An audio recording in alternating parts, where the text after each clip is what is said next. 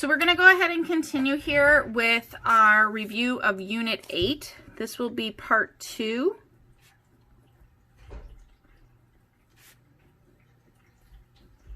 And there's also a Go Formative quiz on this part as well.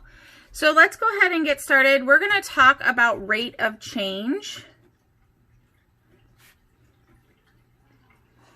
And if you remember from the last couple of units, rate of change, all that really means is slope. So think back to Math 1, where you had your slope is equal to y2 minus y1 divided by x2 minus x1. So you have to have 2 points here where you can plug in the x and the y's. So let's say that we want to find the average rate of change over the interval x equals 1 to x equals 3 of the function f of x equals 3 to the x minus 4. So the question here you're looking at is you want to find your rate of change, which is really just your slope, and this is your function. What you've been given is your x1 and your x2. So this would be your x1, this is your x2. Really, you could switch these around. This could be x2, x1, it doesn't really matter. What we need to find is our y1 and our y2. So if we have x1 equals 1 and our x2 equals 3, we have to find our y values so that we can plug in for slope.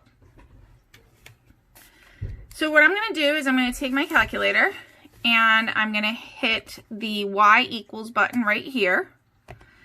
And I'm going to clear out anything that I have here, and I'm going to go ahead and put in my equation. So 3, then you have to use this button right here to the x. Now again, if you have my type of calculator, you have to hit the right arrow to get out of that exponent. Otherwise you would close your parenthesis and then minus 4. And if you want to, you can go ahead and graph that. You'll see kind of what it looks like. But what I'm going to use is the table function right here. So I'm going to hit second graph, and that's going to bring me to the table function. Now, obviously, I'm pretty far away from where I need to be here, so I want to get to where x equals 1, so I'm just going to scroll down.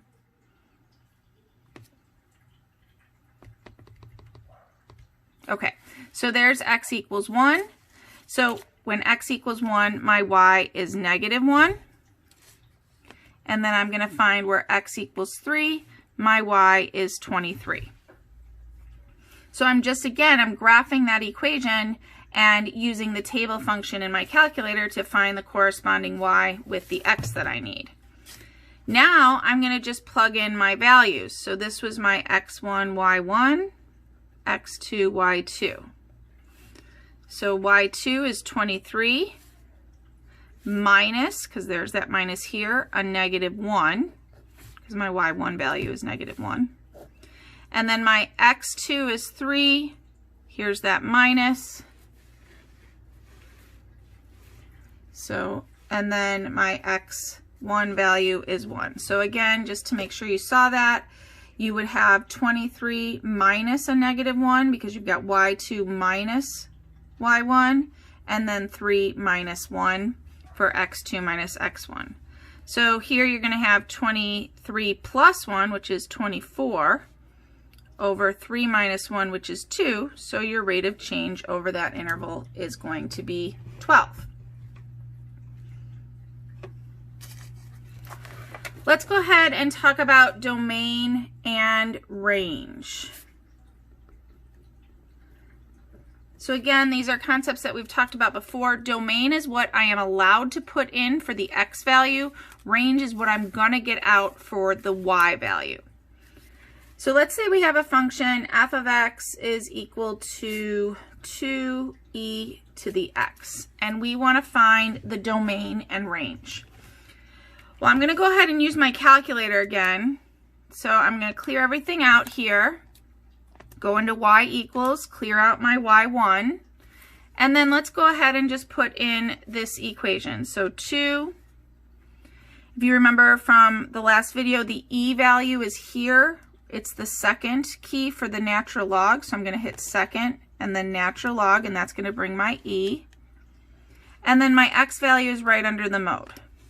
So I have 2e to the x. And then we're going to graph it. Now it's hard to tell, but this function is going to keep going on and on here. So you can see kind of it, you know, grows this way, but then out here it's going to keep going. It's just getting super, super close to that x-axis. So I'm going to look at that table again just to make sure. So hit second, graph. And if you see, as I go down along the negative x, again, it's getting super, super close to that x. It's never going negative though. It's just getting really, really close to that 0 value. So if I was talking about domain, I'm going to go back to the graph. If I'm talking about domain, as I go out to this x is to negative infinity, well, that graph still follows me. So I can put in any x value along that portion of the graph, and the same thing, as I come out here, this graph is going to continue to go up and out, so no matter how far out I go, I can always get to that graph. So my domain is going to be negative infinity to positive infinity.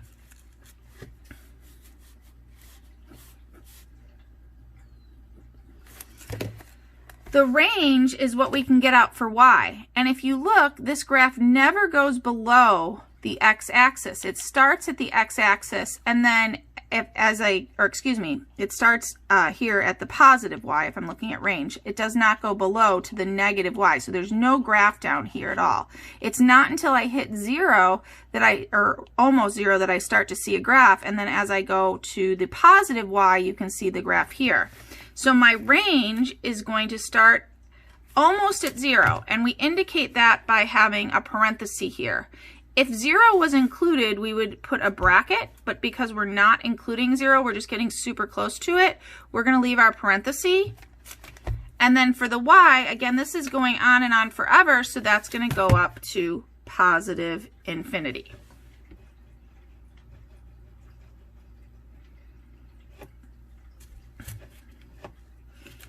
Let's go ahead and talk about transformations here. If I have an equation that looks like this, so I have y is equal to the natural log of x plus 3 minus 9, and I want to know the change from the parent function. So our parent function in this case is going to be just y is equal to the natural log of x. So this goes back to what we were talking about inside the parentheses, inside the exponent.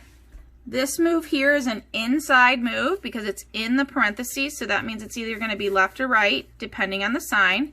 It's positive here, so that's going to be a left 3.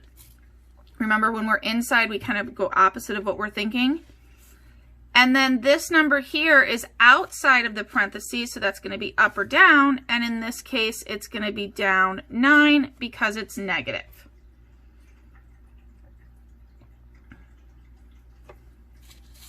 All right, the last two questions have to actually do with natural log graphs as well.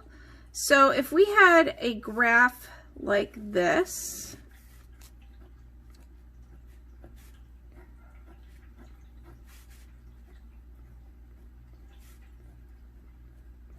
I'm just going to go ahead and go to 4 places, 4 ticks on each axis. And let's say that we have this here and this here. So you can see I kind of put them in between, and it looks like this, and it looks like this. Okay.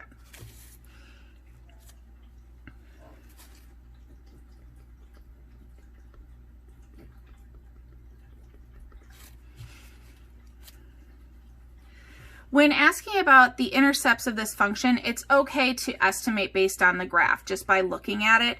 So in this case, if I'm looking at the x-intercept being here between -1 and -2, I would say that my x-intercept would be -1.5, comma 0. Remember, your y value is always 0. And same thing up here with my y-intercept, it's between 2 and 3. So I'd say, oops. So I'd say 0, 2.5, and it's okay to estimate. If it's closer to 1 tick mark and you want to go, 1.75 or 2.75 or negative 1.75, or maybe it's negative 1.2, that's fine as well. But I'm just looking for an estimate here so that I can see your x and y intercepts. In this case, for this equation, we are going to have a vertical asymptote. Remember, that is a line that the graph gets close and close to but never really touches it, and vertical, remember, goes up and down and will go through the x-axis. So if I were to say what is the vertical asymptote here, because it hits the x-axis at -2, we would have x equals, because it is a line, so x equals -2, and that would be your vertical asymptote there. All right, again, if you have any questions, hop on a Zoom call, send an email. You can post a question through Edpuzzle or Google Classroom, and then go ahead and take the Math 3 Unit 8 Part 2 quiz on GoFormative. Thanks.